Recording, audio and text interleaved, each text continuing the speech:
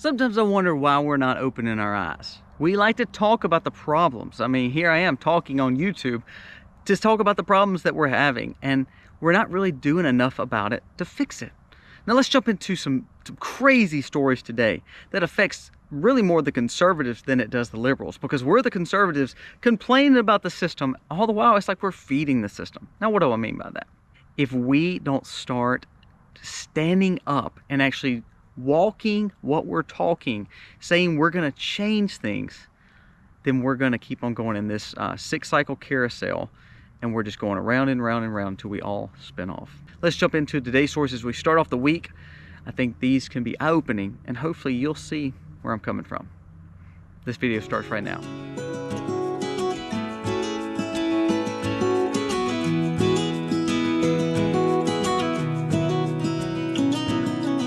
Hey guys, welcome to the Max. Thank you so much for being here today. Remember, there's about 2 or 3 days left to get into the drawing for the giveaway of the survival.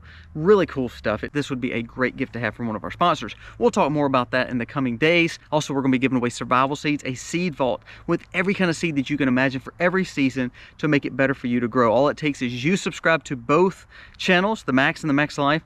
Also, there's a giveaway link below. You can put your email in there. It's no cost to you to do any of that. It's just a thank you gift from us to you to say we really appreciate you watching each and every day. Now let's dive into what we were going to talk about for the day. Unless you are completely sold out and you're blinded and you are just a far left fully believer of the Biden administration or leftist policies, meaning it doesn't matter how bad it is as long as your narratives are being met, you cannot tell me that your economy is better, that your safety is better, that America is safer, that the world is better right now. There's no way. Do you know that over 2/3 of Americans, 66%, so that's more than just conservatives, that's independents and even down to Democrats or liberals saying, wait, this is not better. 67% of people are saying that it's not better.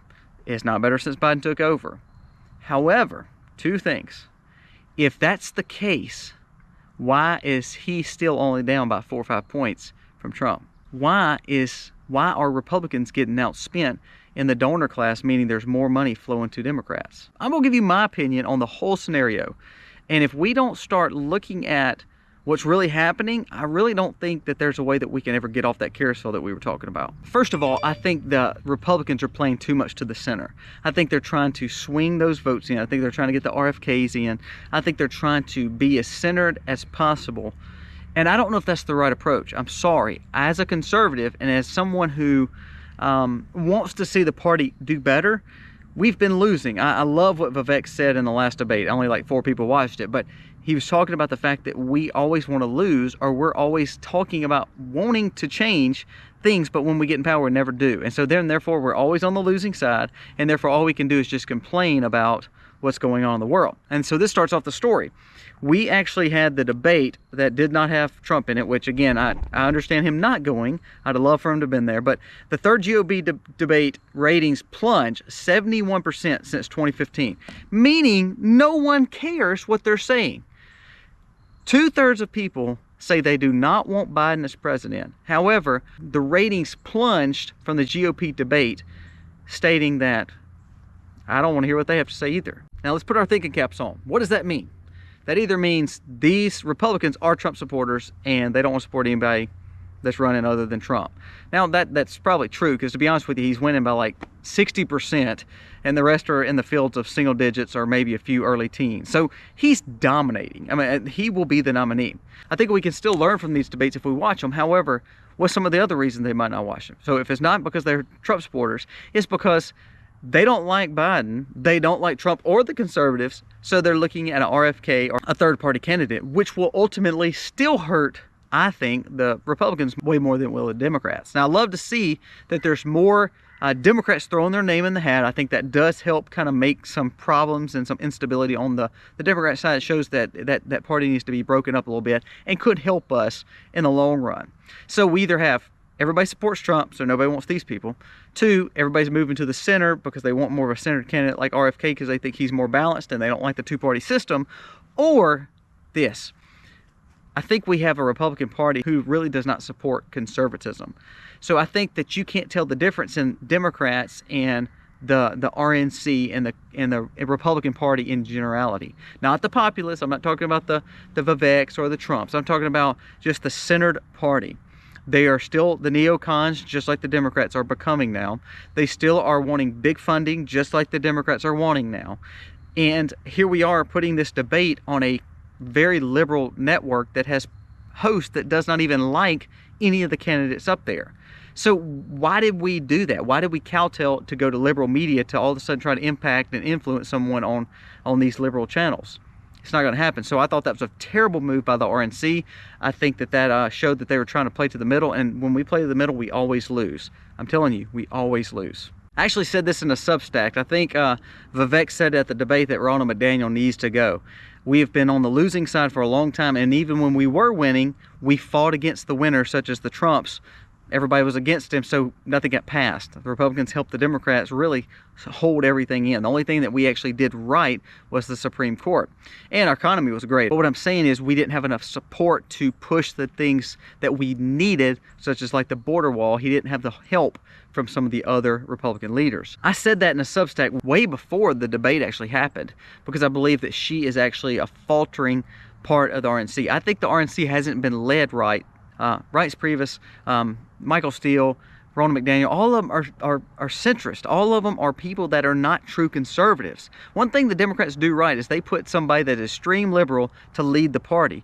Why can't we do the same thing and have an extreme conservative to lead the RNC? Something like a Charlie Kirk, someone that knows strategy, knows politics, but is a true threadbare conservative. I'll be honest with you, I think Vivek would actually be a very good RNC leader too, because he's a strategist. He's smart. We need that kind of leadership in the RNC. I think that's why we're failing and why we're always struggling, because we can never get on top. We're always behind. We're always having to play defense to the actual Democrat. Now, another story that should be very concerning to you. Democrats are outspending and outraising Republicans 2-1 in 2024 and for the 2024 presidency, and also more localized races. That means there is some big money players behind the Democrat Party.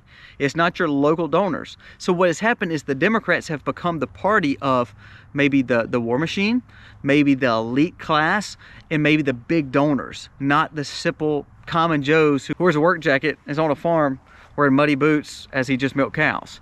That's not the party of the Democrats anymore. So the Republicans are getting outspent. So that means you have to move to a populist grassroots campaign.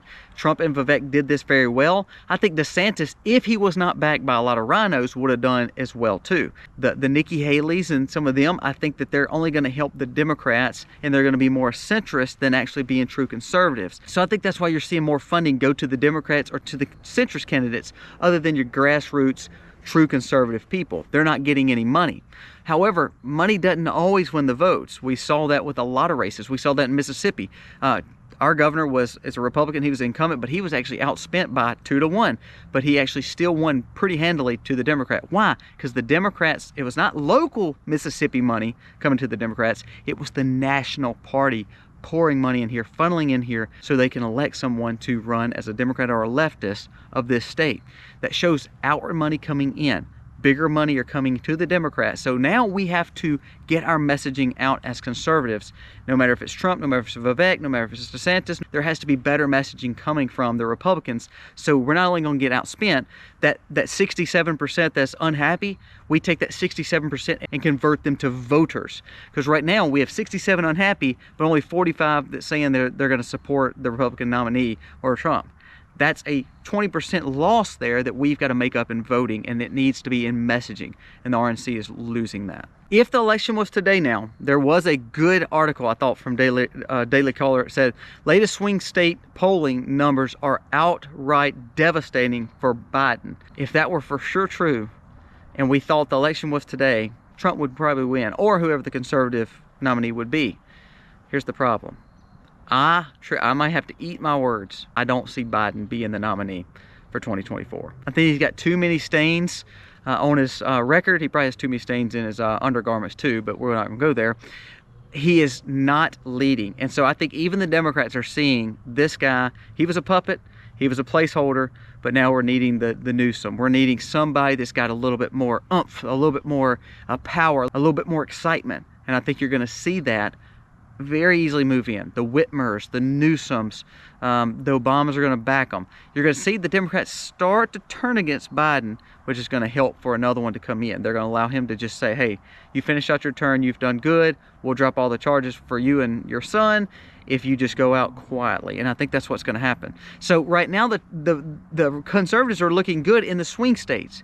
But if all of a sudden you put somebody like a Michelle Obama, a Gretchen Whitmer, a Gavin Newsom on the ticket, even though I don't like none of them, I think they're just as evil. The problem, though, is they're going to bring more excitement than what Biden did. And I think that that's going to make it for a harder race. And also RFK thrown into the mix is going to be a big deal, too. Joe Manchin's not running for re-election. You never know. There may be a no-labels candidate. He may be it. Tulsi Gabbard may be it. You're going to see a lot of those names come in there. They're all playing to the center. I don't think that's the right play for conservatives again. I think we need to keep playing to our base, keep playing to true conservatism, because again, we need to hammer. If this was 2016 to 2020, your life, your economy, your money, everything about your life was better back then. Before 2020 went crazy, it was way better than what it is now. So why don't we just say, hey, let's just go back to that. Most people would love to go back to cheaper gas, less inflation, less interest, and a way that you can actually live in America and buy a home, compared to right now where you really can't even afford a home. People in the middle class can't even buy a home right now. So wrapping it up, we talked a few things. If the election was today, conservatives stood a good chance. However, it's not today. And I don't believe Biden is going to be the leader of the Democrat Party coming in the next few weeks or months. I believe you're going to see a change in November or December, maybe January at the latest, but it's going to probably be November, December. Just watch. I think there's going to be some crazy things happen close to the end of the year. Might be wrong. Hope I am wrong, because if Biden's running against Trump, I think we stand a good chance. Secondly, we're getting outspent because our messaging absolutely sucks. Just being honest, get rid of RNC Chairman McRona, because she's actually kin to Romney anyway, the centrist of the party. We need to get a true firebrand populist to come in and run a grassroots campaign for the RNC and get rid of all these people who are establishment neocons, like all the rest of the ones that play to the center. I think that's a wrong approach. We got to quit being losers. Remember, money does not buy everything, but right now the Republicans are pushing for a closed off border and no war, and quit funding all these different interest groups.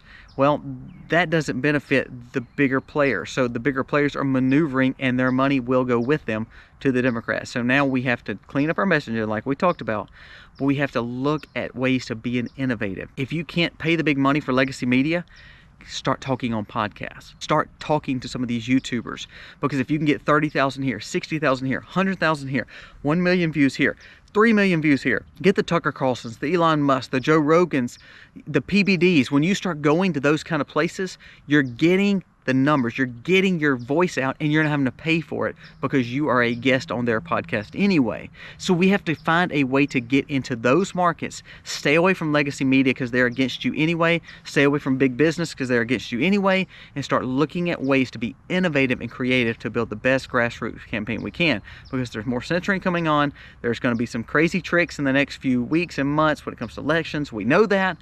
So we've got to do better than that, and we've got to work on messaging, being innovative, finding what matters to people: safety, security, money, retirement. That's where Republicans are messing up. And if they start cleaning up that messaging, start fixing all that, getting rid of their leadership, I promise you, I do believe we'll be a stronger party and actually could start changing America back to where it should be and not the way it's going. Veterans Day had people all over our capitals defacing all these statues, tearing up our streets. Is that really the America we want? That's the America you're getting under these administrations.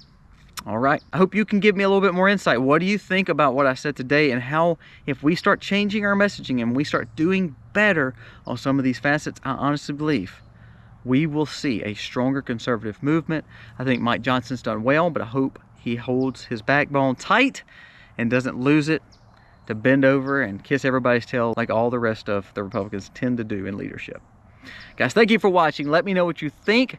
All peace and guidance and wisdom only comes from Christ. We just try to get a little bit of it here, but ultimately we need to lean on Him, and everything will be okay. Guys, thank you for watching. God bless. Happy holidays. The river's gonna cry when you're gone.